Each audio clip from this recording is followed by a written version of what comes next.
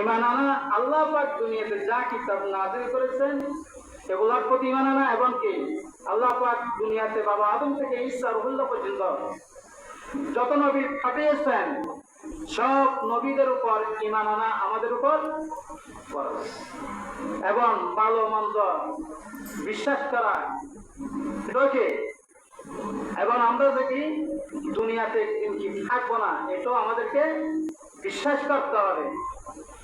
বিশ্বাস আমরা যদি বিশ্বাসে যদি নাও করি, কিন্তু একদিন কি আমরা থাকতে পারবো? ফেরাউন নিজেকে নিজে খোদা দাবি করেছিল না?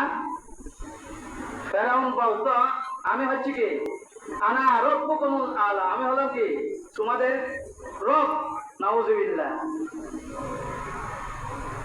দেখো অথচ